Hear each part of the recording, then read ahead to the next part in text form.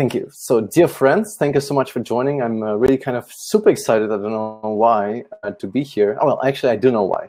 I spent approximately 2.5 hours trying to study jittering and connection issues and everything related to that instead of actually preparing for this talk. So that's really got me really excited. We can talk about it in the chat later. Now, what I want to talk about today, though, is a little bit different. I want to look into some of the things that often kind of tend to be forgotten, not really ignored, but just forgotten. And things that we kind of do sometimes, even absent-mindedly, when we don't really think about them. And it kind of has to do with the way of how we perceive design and front-end work in general, and the process and the workflow in between. Now, very often, it doesn't matter if you're a designer or developer, you always will end up with this creative challenge or creative path, where you start somewhere, right? It doesn't matter what it is. It might be a design challenge, an interface challenge, or anything else in between. And then you kind of keep refining and refining and refining and refining your way until you hit the finish line. Now, this is how managers, or people who I tend to work with, see a creative process. To me, again, doesn't matter if it's a development process or design process or project management or anything in between, it looks much different. It looks more like this, where we have set boundaries and constraints, and very difficult constraints and very difficult boundaries. It could be anything from the team we're working with, the timing, the budget, the limitations in terms of legacy, anything of the kind. So there are many of those. And the problem is really, how do we get to the point where we can get something shipped fast with a decent quality? Now, that forces us to think and test and try and figure out what works and what doesn't. So we end up starting somewhere because we have to, right? And then we have to pick our battles, and we try here, and maybe this framework would work. Ooh, maybe it doesn't. And then we try here, and then we try to kind of evolve this idea, and eventually we hit these dead ends. And these dead ends are very expensive in development and in design because it's time. It also kind of defers us from hitting that finish line. And this view is much more realistic to me compared to the previous one. Right. Now, you might be wondering, what does it have to do with anything at this point? I'm talking about things that we are doing in design, things we're doing in front end, in development. Well, it has to deal with the fact that very often we tend to rely on things that used to work in the past, which is why we saw these beautiful things in the past. Which one of these two possible apps or designs or websites are you developing today, right? Because they're all the same on the web. And it's interesting because if you look into this in more detail, you'll find out that it's not just the web that's been doing this, but also if you look into fashion industry, for example, it's been very common to see these things happening where many fashion brands move towards, sans serif, neutral sans serif, basically, to be perceived as being for everybody, in the end becoming not really for anybody, to be honest. And we know that standing out helps, because if you create something that's unique and different, people will notice that it is unique and different. And this paradigm of being different while also being usable, I think it's very, very important to keep both, shows up very much when we deal with any kind of interface problems. So let's dive into one of them and see what it means. And the most common one is, of course, navigation. We all will have some sort of navigation, and we all will have to rely on something that used to work in the past. And we all will be building the same things, usually Hamburger Icon navigation, and search behind an icon, and maybe a floating bar, and anything of the kind. And I think it's very, very important to look into it in a bit more critical way. I decided to test a couple of sites which I thought are really weird. Now, here's one of them. This is probably not something we would like to do for any corporate setting, right? This is a complicated grid. There is a lot of marquee going on. It's just a lot, right? But then when I was testing it, I was really surprised by how useful and accessible people found it. Not necessarily because of marquee. The marquee was a horror disaster, but everything is huge. Everything is like literally huge. These accordions are almost difficult to miss. And the menu button is incredibly huge. It's like 100 times 100 pixels or so. So is it good or is it a bad design? Well, it depends if it's usable or not. And in many cases, people were able to find all the tasks and complete all the tasks and find all the information very quickly. On the other hand, here's another example where half of the site is dedicated to navigation, right? Now, normally you would say, why would you do that? That's just confusing and weird. Don't you supposed to use a Hamburger icon and put some navigation in the right upper corner or left upper corner? Well, in fact, usually that's what we do. But in the end, this was much faster for people to explore information, to find what they were looking for, and to be kind of inspired of what the site has to offer, right? So not everything needs a Hamburger icon, and definitely not on desktop, right? And so this really brings up a very interesting and unusual discussion, because very often when we start designing today, we'll be thinking mobile first, right? This is reasonable, of course. Well, mobile first means content first, so we'll be looking into priorities, we'll be looking into things that are important and prioritize them. But in my experience, and especially in the last test I was running over the last year or so, it's been remarkable to see that many websites, and also apps, by the way, that are designed mobile first end up becoming a very, very poor experience because they're also desktop last. Right? So kind of moving towards mobile first, because of course we would. This is what a normal process would be like in 2020. But on the other hand, we end up really ruining a desktop experience. There is no reason to have breadcrumbs, right, for a checkout process to be appearing at the bottom, because it's really difficult to reach on a widescreen display. There is no reason, actually, to hide important calls to action like login and sign up and download the app and just put them behind the Hamburger icon. The Hamburger icon, in a way, is a closet or is a basement. You can really compare it with a basement, because if something is important to you, you don't put it behind the closet or put it in the basement somewhere. If you want to use it a lot, it should be available at all times, right? And so this is a really awkward thing, because this is something that we can see all the time, where there is some space, right, to display some navigation, but we end up not showing any navigation because we can't show all the navigation, right? And so this is a really dangerous spot, because if there are some things that are important, we should probably highlight them right away. We should not just hide them behind the Hamburger icon, hoping that they will be found.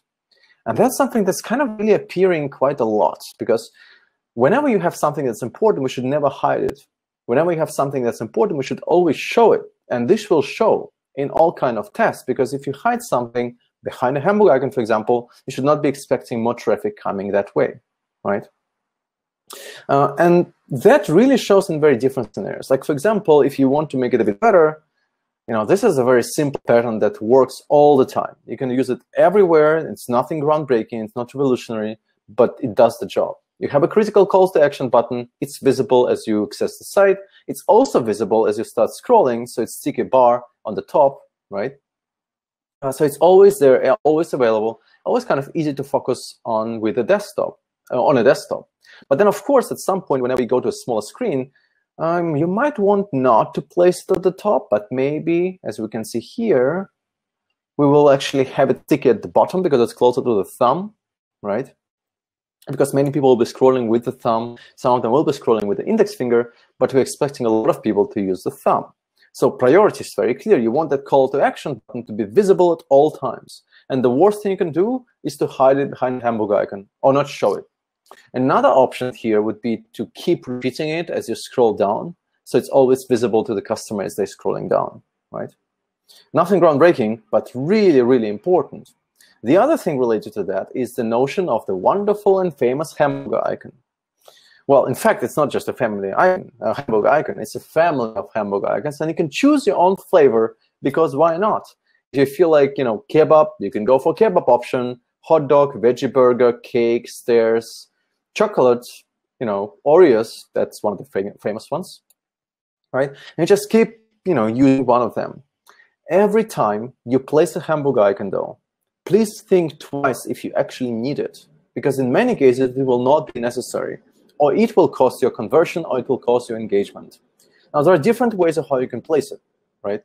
In general, you will find it everywhere. It doesn't matter what site you look at. In Georgia, in India, in Israel, you will find some sort of Hamburger icons all over the place. And most of the time, there will be horizontal lines, right? That's not very surprising.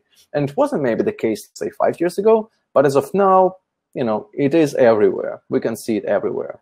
But the position of it changes. So sometimes you can see this hamburger menu button at the bottom in the center, which is the most accessible for the thumb. Sometimes it's kind of floating at the bottom left, as you can see here in the middle. The entire navigation is happening from bottom to top because it's more accessible for the thumb again. Sometimes it's split, where you see, like in the Dubai airport website, where some navigation is hidden behind a hamburger icon and some other navigation is always available at the bottom. Now, you might wonder, why is that? Well, the reason is very simple. The most important things are always visible. They are at the bottom, and everything else basically is in the hamburger icon. This totally makes sense. If something is important, you don't hide it, right? But then there are certain things that we kind of need to keep in mind, right? One of them is, do we need a hamburger icon in the first place? So on MoMA, they did a big redesign a while back, and they decided to just test what happens if they remove the hamburger icon and just try to place the navigation basically as it is. So they were playing with the logo, and they were playing with the spacing and this and that. And essentially, they ended up displaying everything at the top. Yes, reserving some space to display it, of course, as well, right? Now, all of a sudden, once they did that switch and removed the hamburger icon, obviously the engagement increased, and obviously also the tickets were sold much better. I mean, much better is, relatively speaking, but still it was better than having a hamburger icon. On Arbiter, they do this thing which The Guardian does as well, where they just display as much navigation as possible, and then you click on the menu button, and then you can overlay displaying all those options. And then on typography.com, they also see this kind of drop-down almost. When you click on fonts, you have a navigation appearing at the bottom as an overlay, right? So you not necessarily need a navigation like hamburger icon. In fact, you can play. There are different options you can try. Here's one from masterclass.com, where again, in test, instead of using a hamburger icon, and also remember, look at that, like the button get limited time offer is always floating as it should be, right? They kind of place the navigation where people might be expecting it, so they combine it with search, right? So instead of jumping and being kind of using the hamburger icon, they kind of try to combine it with search. And then on CNAS, they also have this floating bar with a drop-down appearing, not very surprising. And on Sprout, which is a major e-commerce platform in Greece, they just show everything. Because they know if you show things, people will notice it, right? That's actually quite remarkable. And you might think, okay, well, this is just a couple of design patterns. So does it really work? Has it been tested? Well, if you look at the talk by Lukarovsky, who has given it, I think, a year ago now, and he was talking about different things, like onboarding and navigation as well. And he was thinking about metrics, and he was also thinking about the design experience we get most of the time, right? Now, every time you go to a website today, right, you will probably get one of those beauties, right? Install app banners, like everywhere. Well, why do we have them? It's not because somebody is horrible and somebody's pushing the agenda. Well, everybody wants to get some more engagement, more conversion, more emails and things like that. That's totally understandable. The question is, what is the right time? When is the right time to show such a prompt, right? Because if you look at the studies, and Baymert Institute has done a lot on them, you'll find that install app banners for 53% of e-commerce sites tested was a direct and sole cause for several abandonments, right? You might think, well, people just close it. Well, yes, some people will close it. Some people will also leave, right? Some people will leave a little bit later because they're annoyed by the interface. And you probably don't want the first experience that people have when reaching your site to be download the app or close a newsletter box, because in the end, this is exactly the experience we're getting. Now, one interesting thing that appears quite a lot is, whenever you do the testing and whenever you try to improve things and you look into newsletter box, and you look into install app prompt, you will see this kind of things like, oh, we improve conversion a bit here and there. But it's never a linear process, which is just going up. It's more like a little steep curve that's kind of going up, but not significantly. It's because whenever you add something to the site, it has a tremendous impact on something else as well. It's never just linear, like we're never just improving things. Whenever you add something, something else gets changed. So we need to track that. We need to track it better. Here's an example. We're going to an e-commerce site. This is an e-commerce site that you will see all over the place. Nothing groundbreaking. This is an e-commerce experience in 2020. Well, we're going to a new site we've never been to before. We're getting two nice prompts. One is an app install banner, and the other is a newsletter promo, right? So do you want to choose which one you're going to close first? Do you think you will be signing up on the first entry on the site? Well, I bet that most of you will not install the app and you will not install or sign up for a newsletter because you don't want to be spammed like normal people, don't want to be spammed. So you're going to close the first one. Let's say you're closing the newsletter box, because why not? And then you're closing the second one because you don't want to install the app. And all of a sudden, you see the site. Now, that's already a little bit better, right? But then we'll look into the site, and what do we have? Well, we have an icon-based navigation. We have a feature. We have some category links, right? Okay, like sounds reasonable. Okay, well, maybe this is kind of not that bad, right? But then maybe it's also a good idea to think about, can we improve it somehow? Well, maybe we could, because we know from our data that whenever you display navigation, people get more engaged. So there are a couple of studies like this. This is one of them, where you compare the Hamburger icon, where everything is in a Hamburger icon, with some navigation being exposed in a slider or carousel, whatever you want to call it, 5% increase in completed orders. And page views of the category pages increased by 10 to 12%. GrowthRock also tested the same thing on a different vertical, and they realized that the results were the same, consistently the same. It's a very good idea to show navigation instead of hiding it, right? Here's another one from Edgar's, right? Where instead of having this box being kind of prominently displaying gift guide, they tested just showing navigation, fashion, beauty, homeware, financial services, 13% increase in revenue per visitor from an 11% increase in mobile conversion rate, right? Now, looking into this, we might say, well, then we probably need to show some navigation. In fact, we do have some navigation already, so maybe based on that, we can just show it a little bit higher up. But then something else comes up. When you look at the top, for the icon-based navigation, we see this search. Every single website will have this search like that, probably. Well, most sites will have that. Well, if you look into some case studies, you'll see that if you compare a site with a search icon with a site version of the non-existent search icon, but instead a search bar, you see 30–40% increase in mobile conversion, in mobile searches, sorry. That's not surprising. You'll see it all over the place. Whenever we at Smashing switched to having an icon for search towards actually having a search bar, we saw an increase of 45% the next day. If you want people to search more on mobile, you need to show a search bar. You need to make it visible. It cannot be hidden behind an icon, right? This is a very important part here. So once we look into this, we could say, okay, let's look back here. Okay, maybe we could just try to show a search bar, right? Right here. So no search icon over there. And yes, it pushes everything down, but maybe it's worth it, right? But then we'll also look into this, and this could probably be improved a little bit. It's not very exciting. Maybe we could just kill the feature and show more products. Oh, look at that. Maybe we could actually look into customer favorites, right? And right now we're showing only 2 products, 2 popular products. Maybe we could find a way to show 3. Maybe in a carousel again, right? That could be a bit better. Maybe also to make it a bit more attractive, right? We could try to swap it and show these popular products on the top, right? And then you would have your category links at the bottom.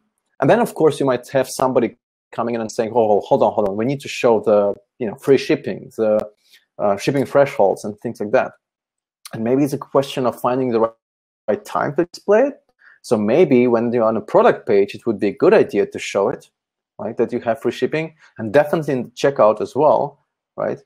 So this already, if you just look at the very simple changes right here, it's a little bit better.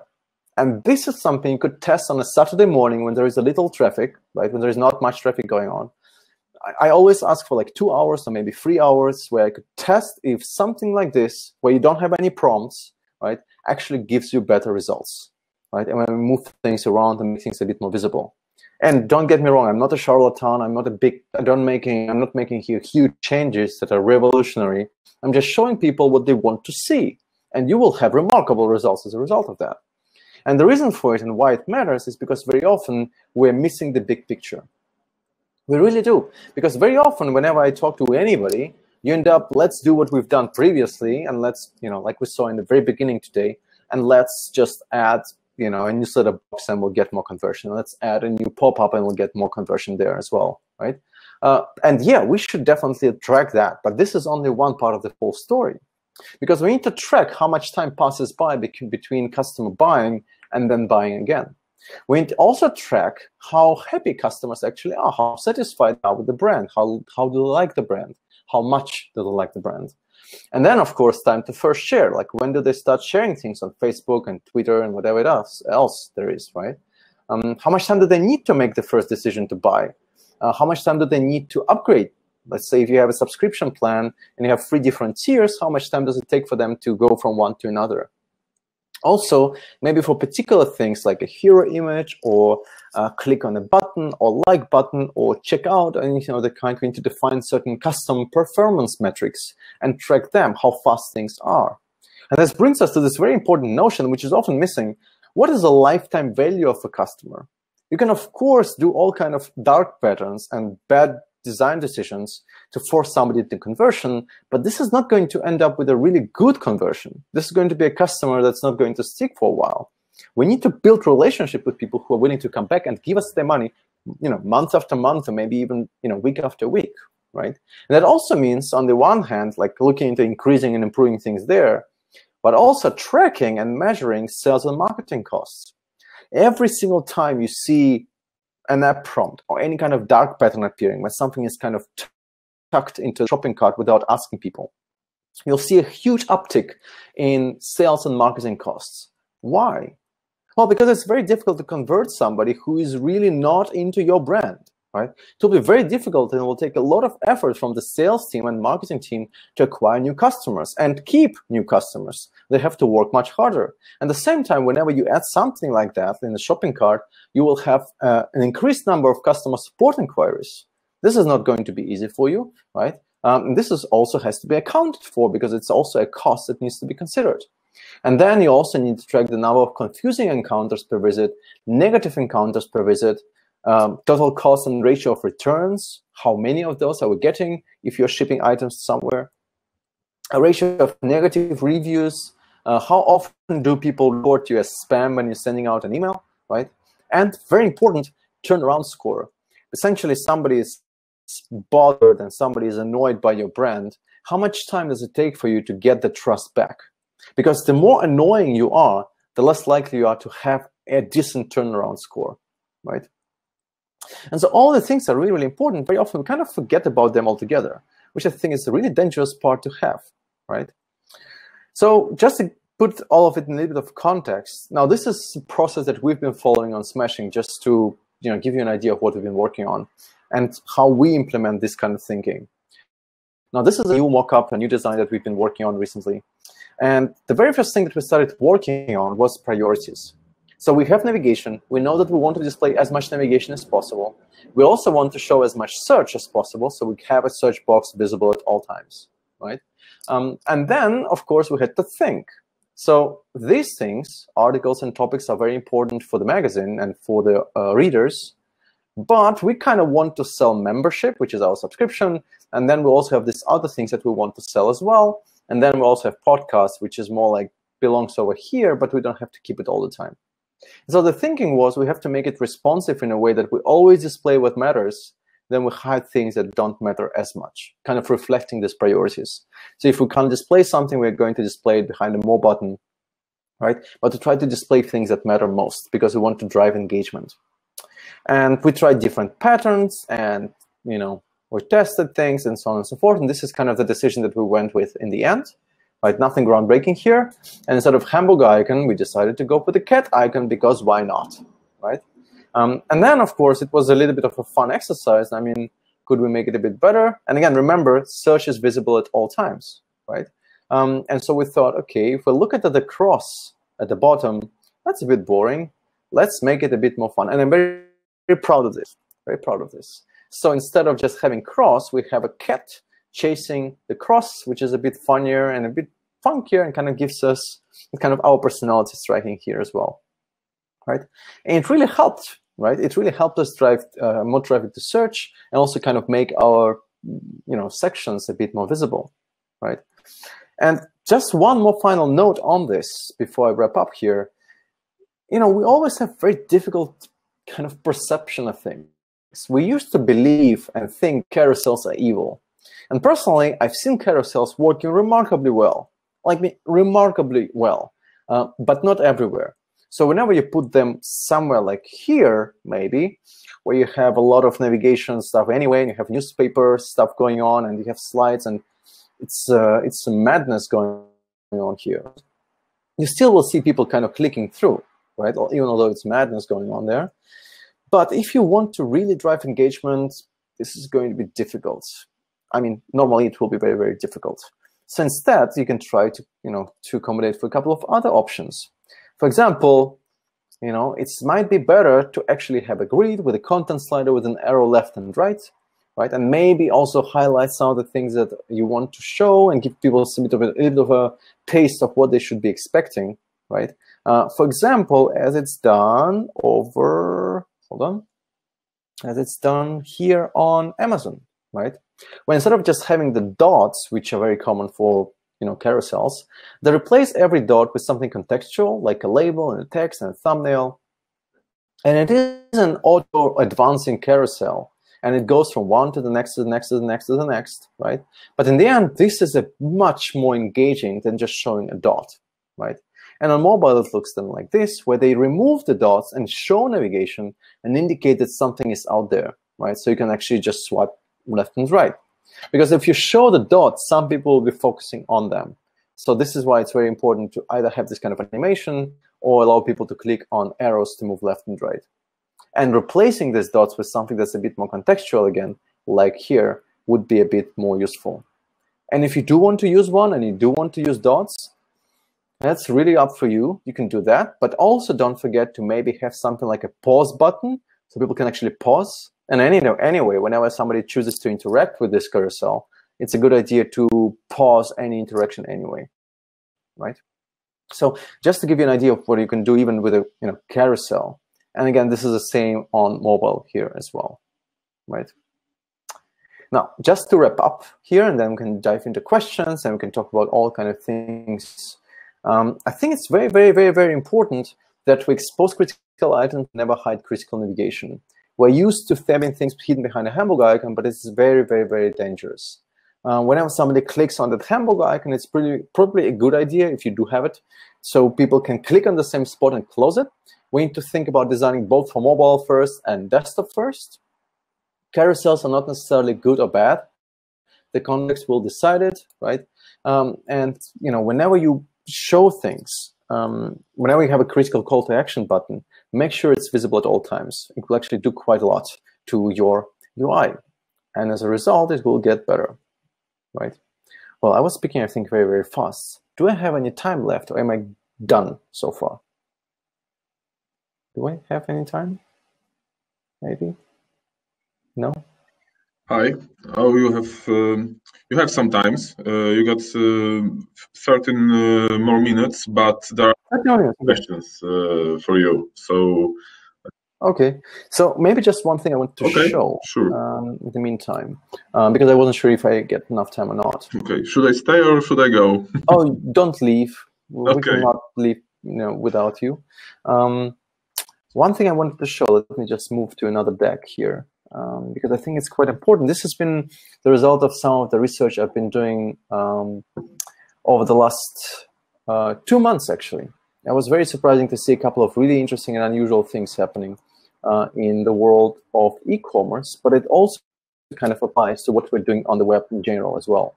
And that's the way of how people perceive the web.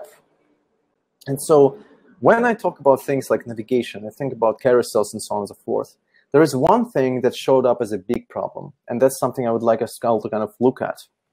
These are the general frustrations that people keep having a lot, and we tend to forget about them while creating beautiful parallax effects and reactive applications and stuff like that. And these are really, really critical things. For example, whenever you end up with a scrollable pane, like a very tiny little box where you can scroll, very common for filters in e-commerce, this is a horrible user experience. People really get mad about this. Whenever they cannot click on anything or they have issues clicking on a link or a button or anywhere, they get really mad. Whenever you have reflow, oh my, this is so important and we tend to forget about it, especially in single page applications. Reflows are extremely expensive, not in terms of performance alone, but also in terms of people getting super annoyed because they don't know what's happening. And if they don't know what happened, very often they will hit refresh, and then eventually they will just leave, right? This is really, really expensive. So whenever you have like any kind of layout shift, right, it's very important to kind of make sure it doesn't happen whenever an image comes in or anything of the kind. And so this is why it's very important that, for example, in Lighthouse and Chrome in general has been pushing for cumulative layout shift score, right? So it has to be, the stability of the layout. It's very, very, very, very important. Whenever things get reloaded, people get confused. The infamous country selector with 249 countries according to the ISO standard. Very frustrating. You have to have an autocomplete for that with an input field. Generic error messages. Whenever an input is fully cleared on errors. Disabled buttons are horrible for usability. Whenever you start typing and then you cannot continue because the next button, for example, a continue button is blocked or disabled, it has become a pattern that many of us are using. But in my experience, it has proven to be like one of the worst things ever. Obviously, we do have an inline validation as well in place, right? But it's very, very critical that people can click on that button to get some information about what actually went wrong. Because if a form is long, for example, they'll have to find it. The problem with disabled buttons is not that they're disabled. The problem is that it doesn't communicate anything except the fact that something is wrong. And if there is a tiny inline validation error or anything of the kind, you will get 100% abandonment. 100% because people cannot continue. While if the button is enabled and somebody can click on it and get an error notifying them what happened, they can fix the error faster. Very dangerous for conversion, really dangerous. The same goes for back button, disabled copy-paste. The famous example is whenever you type in an email address, and then you ask to confirm the email address, a vast majority of people will try to confirm it by copy-pasting, which is probably not what we want. But if we disable copy-pasting, they get in a really angry mode because they have to retype it, right? So you have to ask yourself, when is the right timing to ask for the confirmation of the email address? And that's usually not when they're just starting the first step before they buy something and once they bought something. At these points of interaction, having a correct email address is very important. Disabling copy-paste never really helps anybody. Sliders are very difficult to be correct with, right? Imagine a price filter between $100 and $500, and you might want to change it 120 to 500. You always need to provide a text input fallback on sliders. Password requirements, because people tend to be forgetful, they still tend to reuse some of the passwords, even although they have password managers. But things like creating an account in commerce, for example, they will want to reuse the same password, and this will cost a lot of money for you and your business if you make it very difficult for them to pass your requirements. Retype a complex input like credit card input. Oh, this is my favorite one. A birthday sticker on an airline website, let's say, which starts with 2020 or with the current date, especially without the option to type in your date of birth, in an input field, with masking probably. Really remarkably painful for so many customers. The same goes for scroll gelling and parallax, and of course the good old captures, which have turned into a slightly new form now with identifying buses and crosswalks. Now, if you fix most of those things in your UI, people will be glad and happy and excited, right? Because you end up with a really fast, accessible experience, which is what people like. Large text, large checkboxes, input boxes, focus on active state, simple password requirements, predictable tabbing in forms, helpful error messages, smart autocomplete, user input persisted on refresh, if somebody accidentally hits refresh, right? Drop-down opening not on hover, but on tap and on click, easy undos, predictable button, and also things like snoozing notifications. When you send too many notifications, people get annoyed, so there must be a button to snooze them. Also, something that's missing quite a lot. Imagine you're subscribed for something, right? And you have to pay every month.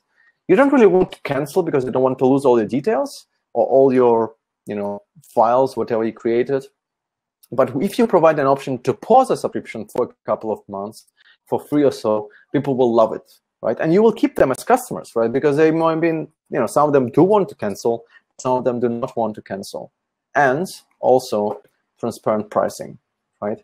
I mean, this is something that people really appreciate if you give them information up front about what they should be expecting in terms of the payments and in terms of the price and things like that, right? So if you keep all of that in mind, and you keep in mind what I said previously about navigation, this will bring you remarkable results. And all this is not, from me, but more like from my projects and us talking to people and looking and studying what they do and how they perceive the web, right? And if we just make things a little bit better, it will actually help us stand out, like that Cybertruck we saw in the beginning. You don't need tremendous, technical know-how or builds really remarkably expensive features. You just need to get things right in some very important areas. Usually it's just copywriting and a bit of design, right? And you'll be in a different spot. With this in mind, thanks. I hope that some of those things were useful to you. If you have any questions, you can find me on Smashing Mag, and we have conferences and books and magazine and online workshops on that topic as well, by the way. And if you have any questions, please write in the chat. I'd be happy to answer all of them. Okay. So now we're done. Wow, thanks for this insightful presentation. I have plenty of questions for you. Yes. Okay, so the first one, is mobile-first approach wrong? I think it's just a matter of getting things in proper priorities. So I can put it a bit better. So we do work mobile first, but we don't design mobile first necessarily. That means that when we look into mobile first, we think about priorities, think about which things we should be displaying at the top on mobile, which things should be displaying on the in the larger view on desktop, and we actually use the height of a block to indicate its importance. And we try to map this importance from small to large screen. So very often we'll be designing both mobile first and desktop first at the same time, just by creating mock-ups that kind of match and reflect these priorities, both of them, right? And then knowing what we know about the human hand and thumbs and index finger and all that stuff, right? Then we can navigate a bit more predictably towards better decisions, just because we know that certain things would work better and others would work worse, right? So in our case, it's kind of both, really. It's probably just a matter of just getting the content priorities, the usability perspective and the business side, and then reflecting them in both directions. Okay, so the next question is about thumbs. Our thumbs have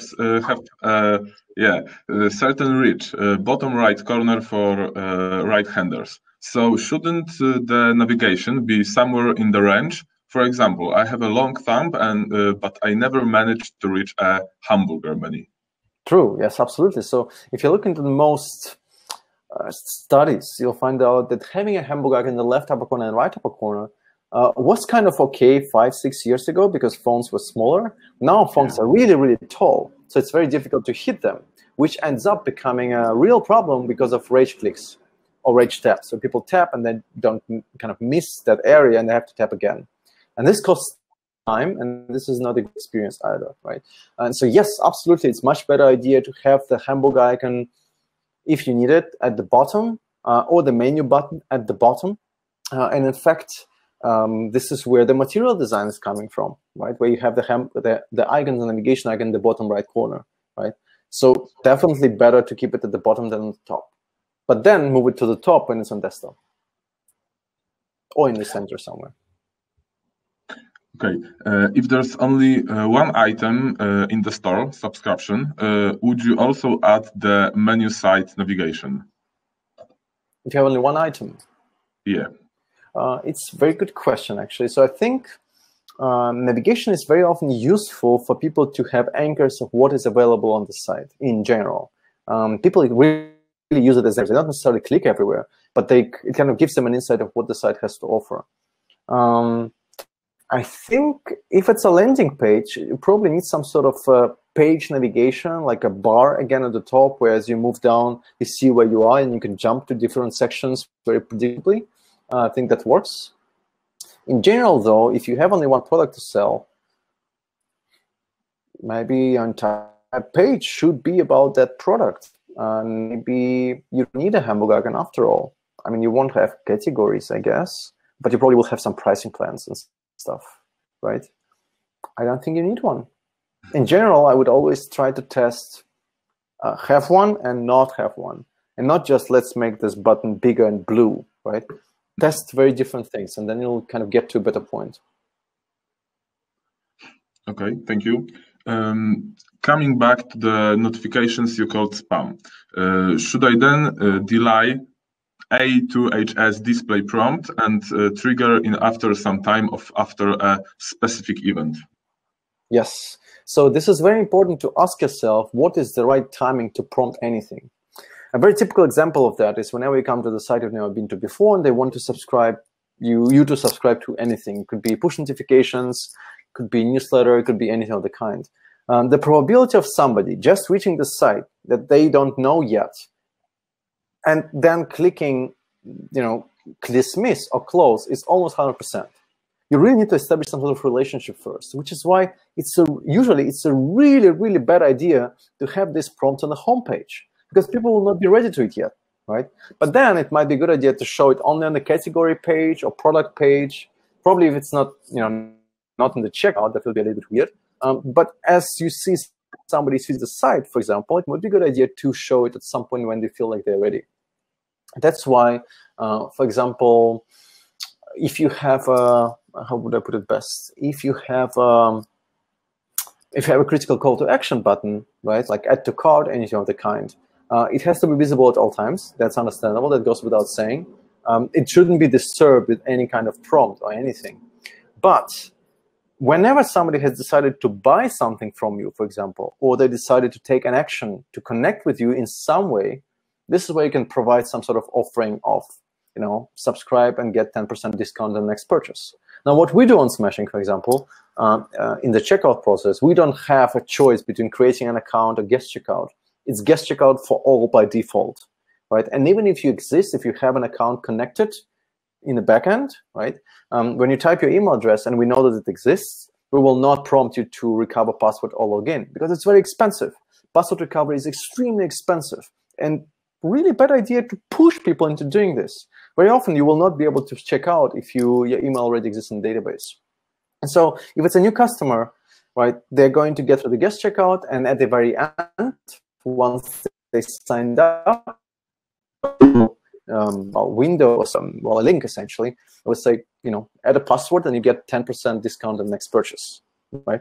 That's a bit better. On the other hand, if it's an existing customer, we'll let them go to the checkout, and then that item that they just purchased, right, will end up in the dashboard as well, right? This is just a typical example of what you could do. So these things have to be contextual. We just show them when people are ready to accept them, I guess. So we should show a permission request only if we're almost 100% certain that somebody will act on it and will actually grant permission to do so, not just randomly, because this is not going to work. We can get a much better conversion if we show it at the right timing. Okay, one more question now, and then I would like to ask you to stay on chat and answer, sure. Okay, because we got to stick to agenda, and I have still 7 more questions. So the last one, sure. Is the cat icon recognized as a menu button, or people would rather click the menu text? Oh, well, we have cat with the menu text. Right, so we have the cat and then the menu next to it. If you put just cat, probably would work as well. I mean, as long as something is in the right upper corner, bottom right corner, that looks like a menu, people will find it. The cat is, if you know the brand, then you will know what the cat might mean. But of course, we added menu, but like menu as text next to it. Otherwise, it would be a bit confusing, I think. I like confusing, but not to that regard, not to that degree. Okay, Vitaly, thank you very much. Thank you.